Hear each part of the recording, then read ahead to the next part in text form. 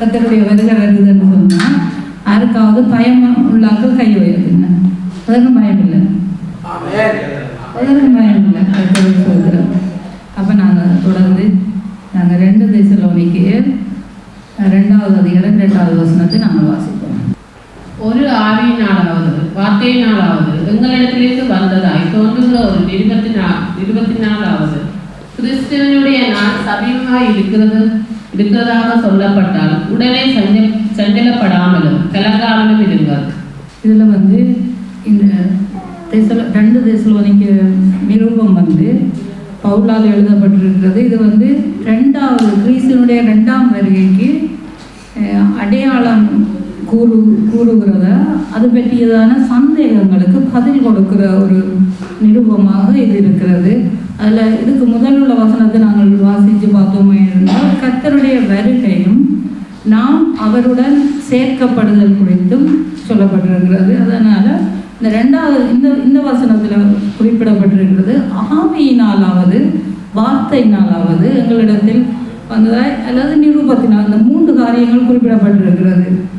ஒன்று ஆவியினால, மற்றது வார்த்தையினால, 3வது நிரூபத்தினாலாவது. இந்த 3 காரியங்களும் தவறுதலான காரியங்கள் அந்த நாட்களில் அந்த சபையில் இடம்பெற்றது. தெசலோனிக்கேயருடைய அந்த சபையின் மத்தியில் இந்த 3 காரியத்தினாலும் பொய்யான காரியங்கள் நிறைய நடந்ததுனால பவுலின் நிருபத்தை அவங்களுக்கு எழுதினார். அதில் கள்ள தீர்க்கதரிசனம் சொல்கிறது, பொய்யான தீர்க்கதரிசனம் சொல்கிற காரியங்கள் அந்த சபையில் இருந்தது. அதனால தான் ஆவியினால் ஆவியால் பரிசுத்த ஆவியினால் சொல்கிறோம்னு சொல்லி பொய்யான தீர்க்கதரிசனம் சொல்கிறது.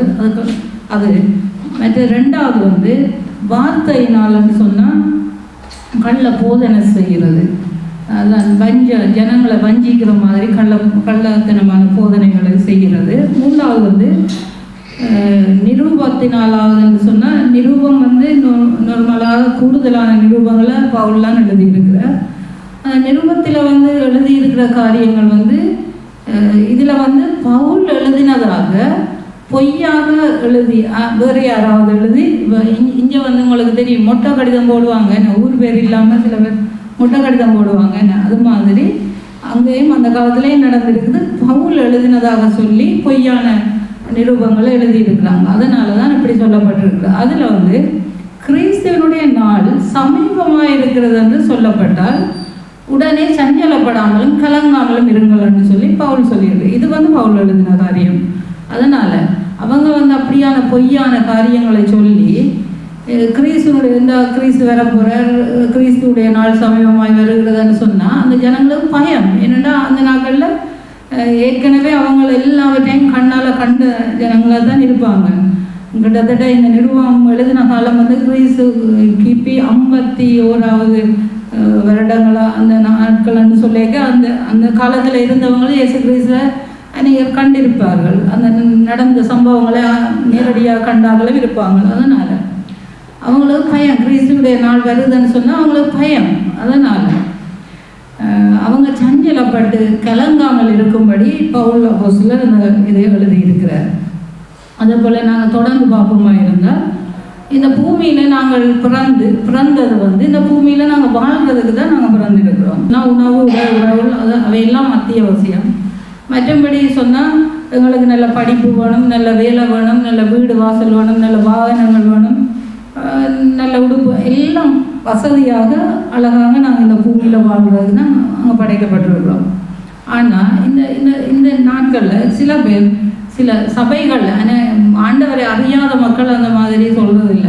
ஆண்டவரை அறிஞ்ச பிள்ளைகள் ஊழியக்காரர்கள் மத்தியில் ஏதாவது பிள்ளையான காரியங்களை அவங்க செய்கிறாங்கண்டா நாங்கள் என்ன ஊழியக்காரோட நாங்கள் கேட்கும்போது அவங்க என்ன செய்வாங்க, அவங்க எல்லாவற்றையும் தேடுவாங்க. அவங்க எதிர்காலத்துக்கு தங்களோட பிள்ளைகள் பேர பிள்ளைகள் மட்டும் தங்களுக்குரிய எல்லாவற்றையும் தேடி வச்சுருப்பாங்க. ஆனால் நாங்கள் தவறுகளை தட்டி கேட்கும்போது என்ன சபையில் இப்படியான சீர்கட்ட காரியங்கள் நடக்குதுன்னு சொல்லி கேட்டால் அவங்க உடனே சொல்லுவாங்க, என்னென்று கத்தர் வர போகிறார், கத்தருடைய வருகை வருது, நாங்கள் உதயம் மறைக்கக்கூடாது அப்படின்னு சொல்லுவாங்க.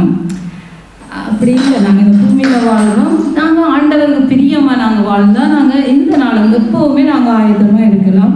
கர்த்தர் எப்போ வந்தாலும் நாங்கள் அதில் ஒரு கலங்க வேண்டிய பயப்பட வேண்டிய அவசியம் இல்லை.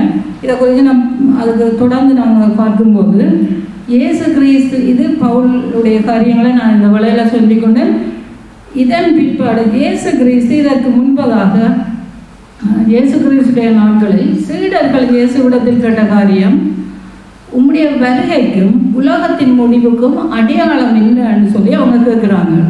அதற்கு இயேசு இந்த காரியங்களை சொல்கிறார். மத்தேயு 24ஆம் அதிகாரம் 4-12 வரை உள்ள காரியங்கள் இதை குறித்து சொல்லப்பட்டிருக்கு. ஆனால் நாங்கள் 8 மட்டும் வாசிப்போம். இயேசு அவர்களுக்கு பிரதியுத்தரமாக, ஒருவனும் உங்களை வஞ்சியாதபடிக்கு எச்சரிக்கையாய் இருங்கள். ஏனெனில் அநேகர் வந்து என் நாமத்தை தரித்துக் கொண்டு நானே கிறிஸ்து என்று சொல்லி அநேகரை வஞ்சிப்பார்கள். யுத்தங்களின் செய்திகளையும் கேள்விப்படுவீர்கள். கலங்காதபடி எச்சரிக்கையாய் இருங்கள். இவைகள் எல்லாம் சம்பவிக்க வேண்டியது, ஆனாலும் முடிவு உடனே வராது. ஜனத்துக்கு விரோதமாய் ஜனமும் ராஜ்யத்துக்கு விரோதமாய் ராஜ்யமும் எழும்பும். பஞ்சங்களும் கொள்ளை நோய்களும் பூமி அதிர்ச்சிகளும் பல இடங்களில் உண்டாகும். இவைகள் எல்லாம் வேதனைகளுக்கு ஆரம்பம். இதில் நாங்கள் இயேசு கிறிஸ்து சொன்னதான காரியம், அவர்களுக்கு பிரதியுடன் உங்களை வஞ்சியாதபடி எச்சரிக்கையாயிருங்கள்னு சொல்லி, இந்த இயேசு அங்கே வர இங்கே வரன்னு சொல்கிறது அதெல்லாம் நாங்கள் காது கொடுக்க தேவையில்லை. இதில் இயேசு கிறிஸ்து அழகாக சொல்லி இருக்கிறார். அநேகர் வந்து என் நாமத்தை தரித்து கொண்டு நானே கிறிஸ்துன்னு சொல்லி அநேகரை வஞ்சிப்பார்கள். சரி, அதை விட யுத்தங்களின் செய்திகளையும் கேள்விப்படுவீர்கள்னு சொன்னால், இந்த நாட்களையும் யுத்தங்கள் நடக்குது. ஆனால் கலங்காதபடி எச்சரிக்கையாயிருங்கள். இவைகள் எல்லாம் சம்பவிக்க வேண்டியதே, ஆனாலும் முடிவு உடனே வராதுன்னு சொல்லி, யுத்தங்கள் வந்த உடனே நாங்கள் சொல்லலாம் யுத்தம் இல்லாமல் வந்துடுது, இனி உலக முடிவு தான், இயேசு கிறிஸ்து வர போகிறாருன்னு நாங்கள் அப்படி என்று நாங்கள் சொல்லலாது. என்னென்னு சொன்னால், அதில் இயேசுவே சொல்லியிருக்கோம், ஆனாலும் முடிவு உடனே வராது. அதுக்கு பிறகு ஜனத்துக்கு விரோதமாக ஜனமும் ராஜ்யத்துக்கு விரோதமாக ராஜ்யமும் எழும்பும். பஞ்சங்களும் கொள்ளை நோய்களும் பூமி அதிர்ச்சிகளும் இந்த காரியங்கள் எல்லாம் உலகம் எங்கிலும் நடந்து கொண்டு தான் இருக்குது. இதை பற்றியதான எல்லா உலக முடிவுக்கான அந்த இயேசு கிறிஸ்து எச்சரித்து சொன்னதான இந்த காரியங்கள் எல்லாம் நடந்து, பூமி அதிர்ச்சிகள் எல்லாம் நடந்து கொண்டு தான் இருக்குது. இதை பற்றிய அநேக ஊழியர்கள் இதை குறித்ததான காரியங்களை சொல்லிக் கொண்டிருக்கிறார்கள். ஆனாலும் இவைகளெல்லாம் வேதனைக்கு ஆரம்பம் என்று சொல்லப்பட்டிருக்கு. இதெல்லாம் முடிவில்லை, இந்த முடிவு இப்போ வரையில்லை. இதை விட இன்னும் பொல்லாத காலங்கள் வரும் என்று மேலே உள்ள வசனங்கள், அது தொடர்ந்துள்ள வசனங்கள்லாம் சொல்லப்பட்டிருக்கிறது. நாங்கள் இவைகளை கண்டே எல்லாம் வந்துட்டுன்னு சொல்கிறோம். ஆனால் இது முடிவல்ல, இதுதான் ஆரம்பம் என்று சொல்லப்பட்டிருக்கிறது. அதுக்கு பிறகு தொடர்ந்து நாங்கள் பார்ப்போமா இருந்தால் அதில் 12 வரை உள்ள வசனங்களில் சொல்லப்பட்டிருக்கிற காரியம்னா, உபத்திரவங்கள், கொலை, எல்லாராலும் பகைக்கப்படுவோம். மற்றது அநேகர் இடரல் அடைந்து அநேகரை காட்டி கொடுத்து கள்ள தீர்க்கதரிசிகள் எழும்புவார்கள். அதை விட அநேகர் வஞ்சிக்கப்பட்டு போவார்கள். விசுவாசிகள் கூட வஞ்சிக்கப்பட்டு போகிற காலங்கள் வரும். அது மாத்திரமல்ல, அக்கிரமம் மிகுதியினால் அநேகருடைய அன்பு தணிந்து போகும். அந்த நாட்களில் அன்பு அப்படியெல்லாம் ஒன்றும் கிடையாது. எல்லாம் இப்போவே சொன்னால் பணத்துக்கும் இதுக்கும் தான் எல்லாம் எல்லாரும் உறவுகளை தேடினோம்னு சில பேர் சொல்லுவாங்க, சில பேர் அது வேதனையோடு சொல்லிக் கொள்வார்கள். ஆனால் அநேகருடைய அன்பு அந்த நாட்களில் தணிந்து போகும். அந்த உலகம் முடிவு வார நாட்களில் தணிந்து போகும்னு சொல்லப்பட்டிருக்கிறது. எனவே இதெல்லாம் ஆரம்பம் தான். இப்போ நடக்கிற காரியங்கள் எல்லாம் ஆரம்பம். இந்த உபத்திரவங்கள் எல்லாம் முடிந்ததன் பிற்பாடு தான் முடிவு வரும். அதிலும் சொல்லப்பட்டிருக்கு, முடிவு பரியந்த நிலை நிற்கிறவர்கள் தான் ரட்சிக்கப்படுவார். உண்மையாகவே ரட்சிக்கப்பட்டவர்கள் வந்து இந்த முடிவு பரியந்தம் நிலை நிற்கிறவர்கள் மட்டும்தான் ரட்சிக்கப்படுவார்கள் என்று சொல்லப்பட்டிருக்கிறது. எனவே நாங்கள் முடிவு பரியந்தம் நாங்கள் நிலை நிற்கிறவர்களாக இருக்கணும். ஆண்டவர் உண்மையான தேவனை நாங்கள் உண்மையோடும் ஆவியோடும் நாங்கள் தேடும்போது தேவன் எங்களை நடத்த வல்லவராக இருக்கிறார். நாங்கள் எந்த வஞ்சனைகளுக்கும் நாங்கள் இடம் கொடுக்க தேவையில்லை, எந்த விதமான காரியங்களுக்கு நாங்கள் பயப்படவும் தேவையில்லை. அது மாத்திரமில்லை, முடிவு எப்போது வரும்னு சொன்னால், முடிவு எப்போது வரும் என்று இப்போ இதெல்லாம் ஆரம்பம் என்று சொல்லப்பட்டிருக்கு. முடிவு எப்போது வரும் என்று சொன்னால், மத்தேயு எழுதின சுவிசேஷம் 24:14 சொல்லப்பட்டிருக்கிறது. அது இயேசு கிறிஸ்து சொன்னதான காரியம். ராஜ்யத்தினுடைய இந்த சுவிசேஷம் பூமி எங்கும் உள்ள சகல ஜாதிகளுக்கும் சாட்சியாக பிரசங்கிக்கப்படும், அப்பொழுது முடிவு வேணும்னு சொல்லப்பட்டிருக்கிறது. எனவே அந்த சுவிசேஷம் எல்லா இடத்திலும் எல்லா மக்களுக்கும் அறிவிக்கப்படும். ஒருத்தர் கூட அந்த சுவிசேஷத்தை அறியாதாக்கள் இருக்க மாட்டாங்க. இப்போவே எங்களுக்கு தெரியும், சில நாடுகளின் பேர் கூட எங்களுக்கு சிலவளை இப்போ தெரியாது. அப்படி அந்த ஒரு பின்மாற்றமான இடங்கள் மாதிரி இருக்குது. அந்த இடங்களெல்லாம் இயேசுவை அறியாத அநேக மக்கள் இருக்கிறார்கள். ஆனால் இதில் இயேசு கிறிஸ்து சொன்ன காரியம் ராஜ்யத்தினுடைய சுவிசேஷம் எல்லாருக்கும், ஜாதிகள் சகல ஜாதிகளுக்கும், ஒரு மதம் இனம் எந்த வேறுபாடும் இல்லாமல் எல்லா மக்களும் இந்த சுவிசேஷத்தை அறிந்ததன் பிற்பாடு தான் முடிவு வரும் என்று சொல்லப்பட்டிருக்கிறது. அதே போல் நாங்கள் தொடர்ந்து பார்ப்போமா இருந்தால் மத்தேயு எழுதின சுவிசேஷம் 24வது அதிகாரம் 24ஆம் வசனத்தில் சொல்லப்பட்டிருக்கிறது. கள்ள கிறிஸ்துகளும் கள்ள தீர்க்கதரிசிகளும் எழும்பி கூடுமானால் தெரிந்து கொள்ளப்பட்டவர்களையும் வஞ்சிக்கத்தக்கதாக பெரிய அடையாளங்களையும் அற்புதங்களையும் செய்வார்கள் என்று சொல்லப்பட்டிருக்கிறது. இதில் கள்ள கிறிஸ்துகளும் கள்ள தீர்க்கதரிசிகளும் எழும்பி பெரிய அற்புதங்கள் அதிசயங்கள் நடந்த உடனே நாங்கள் இப்போ என்ன சொல்கிறது, அங்கே ஆவியானவர் நடத்துகிறார் சொல்லி நாங்கள் ஒரு நாளும் நாங்கள் அற்புதங்கள் அடையாளங்களை தேடி நாங்கள் ஓடுகிறார்களாக இருக்கக்கூடாது. நாங்கள் உண்மையான தேவனை ஆவியோடும், இயேசு கிறிஸ்து எங்களை சொல்லி தந்திருக்கிறார், ஆவியோடும் உண்மையோடும் தேவனை தொழுது கொள்ள வேண்டும் என்று. நாங்கள் ஆவியோடும் உண்மையோடும் தேவனை தொழுது கொள்ளும் போது அந்த அற்புதங்கள் அதிசயங்கள் எல்லாம் தானாக நடைபெறும். அதை குறித்து எங்கேயாவது அற்புதம் நடக்குதுன்னா ஓடி போய் தலையை கொடுக்குறது, அதுதான் எங்களுடைய அநேகருடைய காரியமாக இருக்குது. எல்லாம் அங்கே அதிசயம் நடக்குது, பெரிய காரியங்கள் நடக்குது, யாராவது தீர்க்கதரிசனம் சொல்லினோம்னா ஓடி போய் முதலாவதாக நின்று தீர்க்கதரிசனம் இருக்கிறது. அதெல்லாம் அந்த காலமெல்லாம் அவங்களுக்கு முடிஞ்சு போச்சு. நாங்கள் சாத்திரம் கேட்ட காலம், அதுகளெல்லாம் கேட்ட காலம் எல்லாம் முடிஞ்சு போச்சு. கர்த்தர் எங்களுக்கு நேரடியாக பேசணும், நேரடியாக ஆவியானவர் உடைய குரலை கேட்க நாங்கள் ஆயத்தம் உள்ளவர்களாக இருக்கணும். நாங்கள் ஆயத்தமாக இருந்தால் ஆவியானவர் எங்களோட பேசுவார். உங்களை ஒவ்வொருவரோடும் ஆண்டவர் பேசுவார். ஏன் உங்களோட பேச மாட்டார்? அதாவது அப்படி நினைக்கிறீங்களா? என்னோட ஆவியானவர் பேசவே மாட்டாருன்னு நினைக்கிறீங்களா? உங்களுடைய ஆவியானவர் பேசுவார். தனிப்பட்ட விதம் அவர் என்னென்னா பாரபட்சம் இல்லாத தேவன். அவர் எல்லாரும் ஒரே மாதிரி தானே. அவருக்கு ஊழியக்காரர் ரெண்டும் விசுவாசி எண்ணம் இல்லை, அப்படியெல்லாம் இல்லை. அவர் ஆறாக இருந்தாலும் தன்னை நோக்கி கூப்பிடுற யாருக்கும் அவர் சமீபமாக இருந்து பதில் கொடுக்கிறவனாக இருக்கிறார். எனவே நாங்கள் தேவனை நோக்கி கூப்பிடும்போது அவர் எங்களுக்கு எதிர்காலங்களை குறித்து எங்களுக்கு சொல்லுவார். உங்களுடைய பிள்ளைகள், உங்களுடைய சந்ததிகளை பற்றி உங்களுக்கு ஆண்டவர் சொல்லுவார். அதுக்காக நீங்கள் அற்புதங்கள் அதிசயங்களை தேடியோ அப்படி எல்லாம் தேடி நாங்கள் வஞ்சிக்கப்பட போகாமல் இருக்கணும். அதனால் நாங்கள் ஆண்டவருக்கு உண்மையாக இருந்து ஆண்டவருக்கு பிரியமாக நாங்கள் நடந்து கொள்ளும் போது ஆண்டவர்களை வழிநடத்த அவர் உண்மை உள்ளவராக இருக்கிறார். நாங்கள் தொடர்ந்து பார்ப்போமா இருந்தால்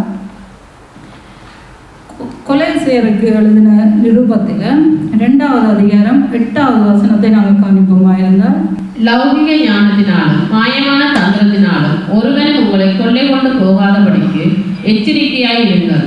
அது மனுஷர்களின் பாரம்பரிய நியாயத்தையும் உலக வழிபாடுகளையும் பற்றினதே அல்லாமல் கிறிஸ்துவை பற்றினதல்ல.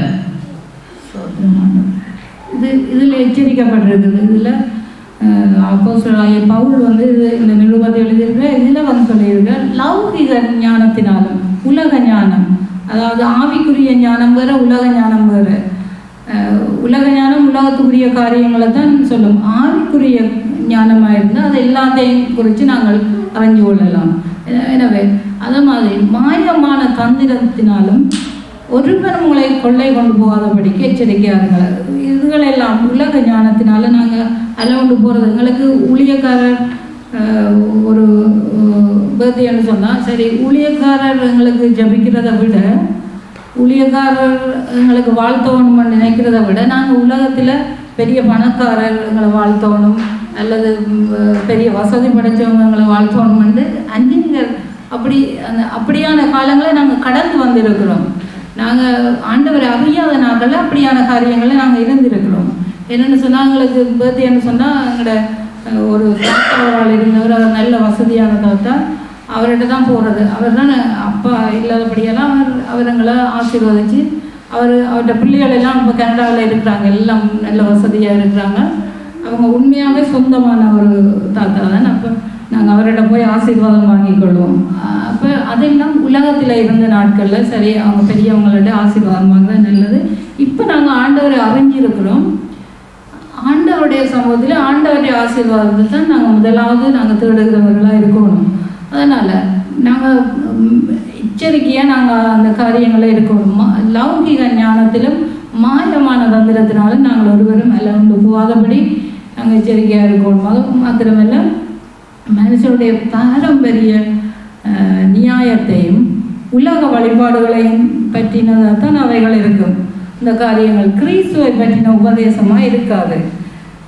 விஞ்ஞானிகள் சொன்னால் எல்லாரும் இயேசுவை பற்றி சொல்ல மாட்டோம். அவங்க இங்கே ஒருவர் தான் அதை ஆராய்ஞ்சு அதெல்லாம் உண்மைன்னு சொன்னாங்க. மற்றார்கள் எல்லாரும் அதை ஏற்றுக்கொள்ள மாட்டாங்க. எல்லாம் தானாக உருவானது கடவுள் அப்படிலாம் இல்லைன்னு தான் சொன்னாங்க. அதனால் உலக ஞானத்தை குறித்ததல்ல, நாங்கள் தேவனுடைய காரியங்கள் ஆவிக்குரிய ஞானத்தினால தான் ஆவியானவருடைய துணையோடு தான் நாங்கள் அவைகளை நாங்கள் உணர்ந்து கொள்ள முடியும். அதனால் கிறிஸ்துவை பற்றினதல்லாத போதனைகள், கிறிஸ்துவை பற்றினதல்லாத காரியங்களில் இருந்து நாங்கள் ஒரு நாளும் அவைகளில் இருந்து நாங்கள் விடுபடணும். கிறிஸ்துவை பற்றினதான போதனைகளை தவிர வேறு போதனை போதிக்கிற இடங்களில் போய் ஆவிக்குரிய சபை என்று சொல்லி நாங்கள் இருக்கக்கூடாது. உண்மையாகவே அந்த ஒரு சபையை இருந்தால் அது கிறிஸ்துவை பற்றின போதனைகள் அங்கே இருக்க வேணும். ஏனென்றால் அவர் தேவனாக இருக்கிறார், அவரே எங்களை மீட்டு கொண்டவர், ரட்சித்த தேவனாக இருக்கிறார்.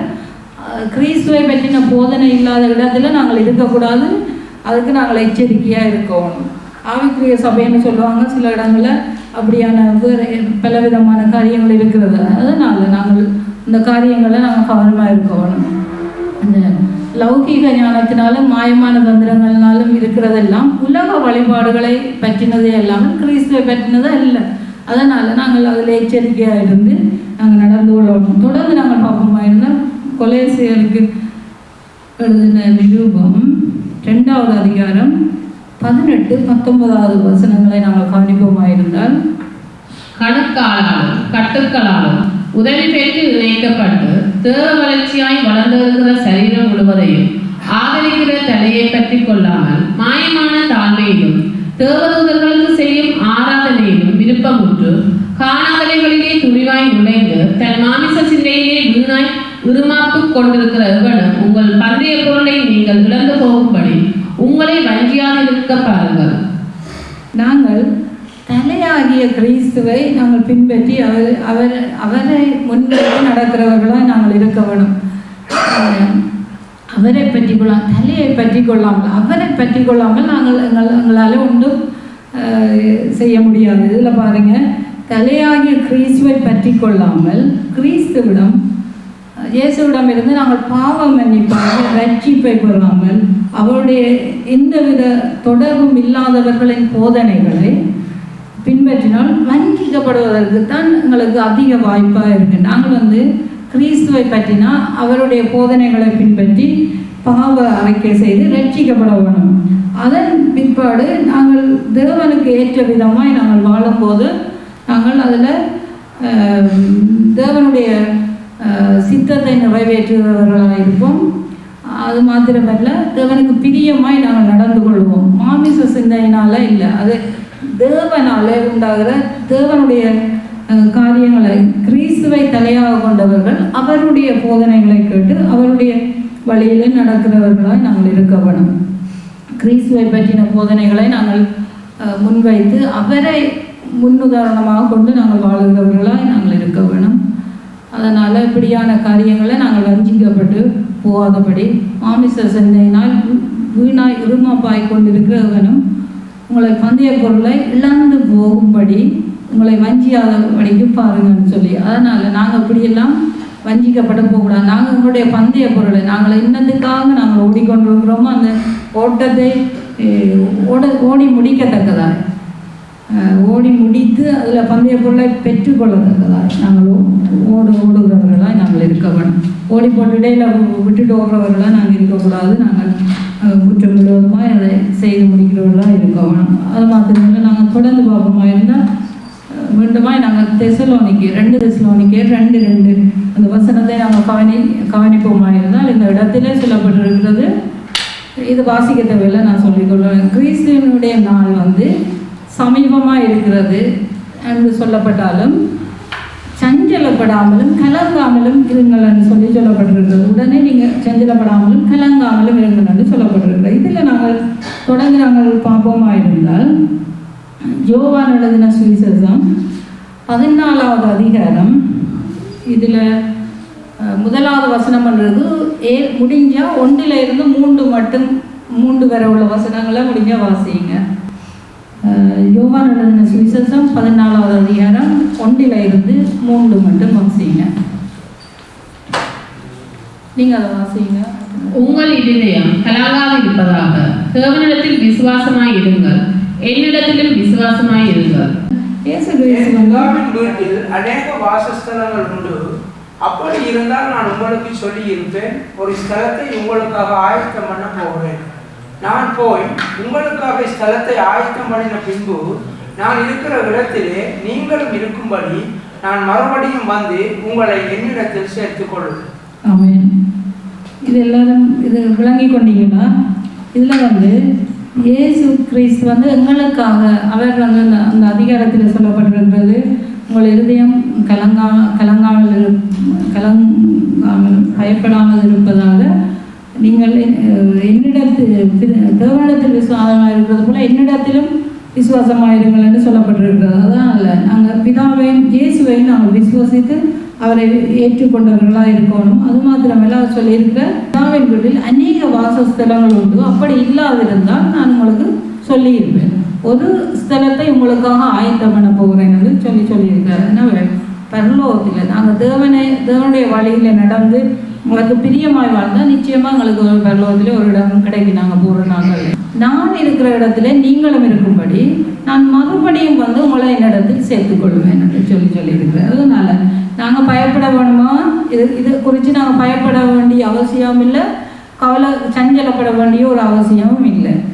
ஏனென்றால் இயேசு கிறிஸ்து சொல்லியிருக்கார், தான் மறுபடியும் உங்களை என்னிடத்தில் சேர்த்துக்கொள்வேன். அப்போ இயேசு கிறிஸ்து திருப்பவும் வருவாரெல்லாம் அவர் மறுபடியும் எங்களை சேர்த்துக்கொள்வார். அதனால் நாங்கள் இதை குறித்து கல்லாங்கி பயப்பட்டு அப்படிலாம் கர்த்தருடைய நாள் வருது எங்களை கை விட்டுட்டு போயிடுவாராண்டெல்லாம் பயப்படாதீங்க. ஆண்டவர் நிச்சயமாக ஆண்டவர் எங்களுக்கு உதவி செய்ய அவர் வல்லவராக இருக்கிறார். அந்த தேவனங்களை சதா காலமும் எங்கள் ஜீவனுள்ள நாளெல்லாம் நடத்த அவர் உண்மை உள்ளவராக இருக்கிறார். அவருடைய சமாதானத்தினால் அவர்களை நிறைத்து நடத்த வல்லவர்கள். ஏன்னா இயேசு கிறிஸ்து சொல்லியிருக்கிறார். யோவான் 14வது அதிகாரம் 24வது வசனம் சொல்லுகிறது, என்னுடைய சமாதானத்தை உங்களுக்கு கொடுக்கிறேன், உலகம் கொடுக்குற பிரகாரம் நான் உங்களுக்கு கொடுப்பதில்லை, என்னுடைய சமாதானத்தை உங்களுக்கு கொடுக்குறேன்னு சொல்லியிருக்கேன். எனவே அந்த இயேசு கிறிஸ்து சமாதானத்தை தந்திருக்கிறார்.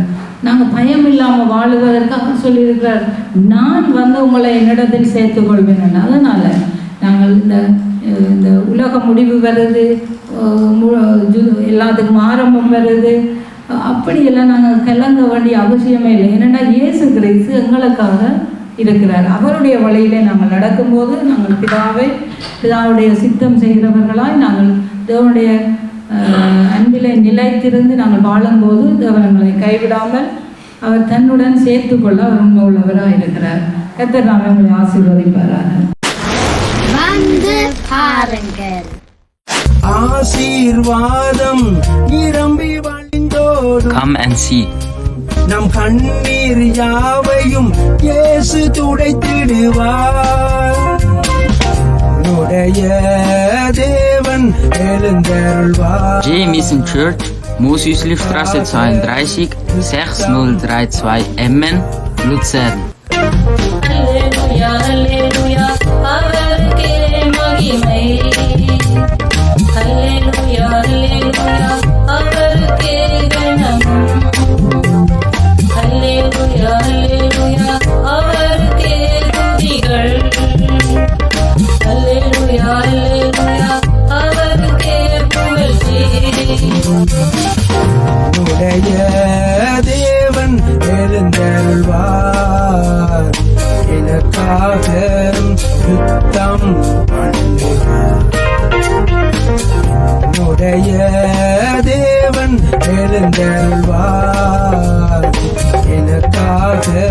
The